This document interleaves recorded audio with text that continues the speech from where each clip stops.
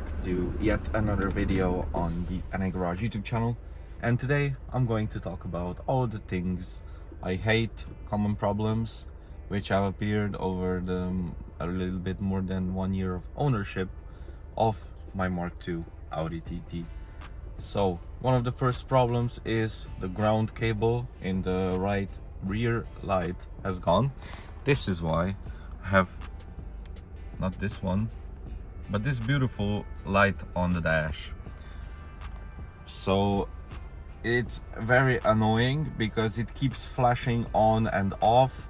Sometimes my blinker won't turn on, the lights flicker, and the cable for the ground on the connector and the actual cable has just been completely burnt. So no idea what I'm gonna do there. Probably have to rewire it. I know some guy has a tutorial for it, so I'll link that down below in the description, and you can check that out if you want to have the fix for this exact problem. So you know how you obviously have to get in the car. Well, this is a problem because the bolster is so far out and I'm a very small guy. If you are not careful how you sit down, of course the seat's gonna wear exactly like this. I didn't wear it like this, I bought it like that, but yeah, you get it. But there's also another problem when actually getting in the car before you even drive it. It's the floor mat. This guy never clips in, just on this side. On the other side it's fine. See, pop it in and I'll keep driving for a little bit and it will just keep popping out. It's just not holding in. So yeah, I don't know what solves that issue, but yeah, that's pretty much a common thing for these cars. So another thing that's completely, I don't know, just the cars are not made for winter, I guess, is when you open the door, the window will go down, and when you close the door, the window goes up, obviously. But not in winter time. It does not like to do that. It goes down, but when you close the door, it does not go up. And even if you try with your switch, sometimes you may succeed, but other times wind's just gonna be blowing in here and you're gonna be wondering what is going on and what did I forget to do.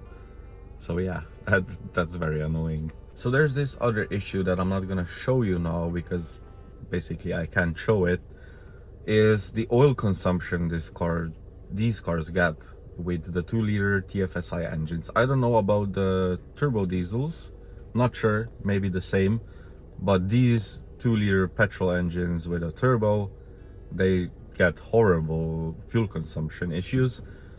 Right around, I don't know, maybe over 60,000 miles, 100,000 kilometers, somewhere around that, they get this horrible issue.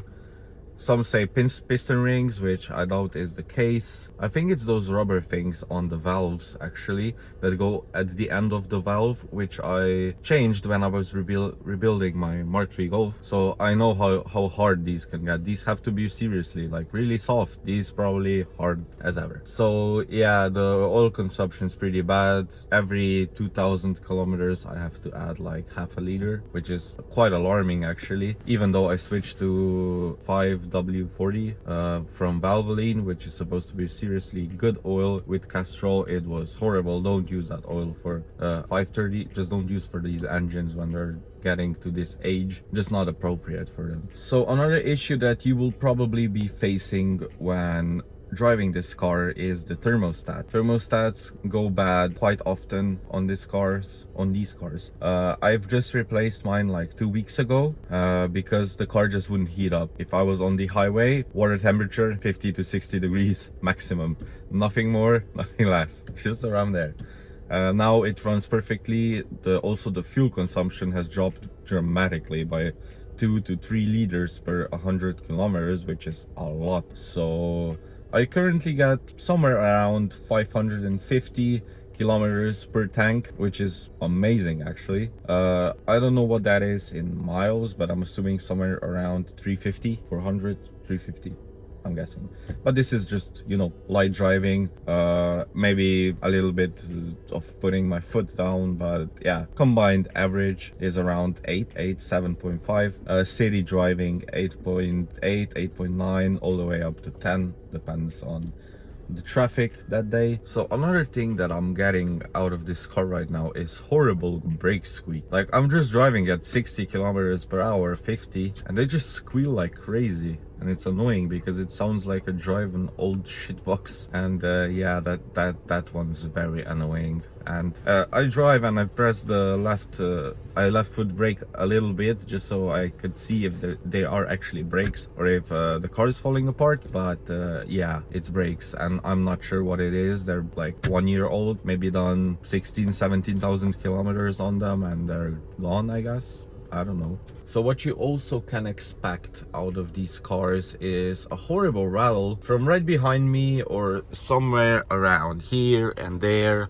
I think it's just vibrations going through the whole car when it's cold. I don't know why, but when it's cold, this car over bumps, rattles so much. Like, there's like loose shocks, everything's falling apart, just seriously loud bangs when you go over the curbs or anything.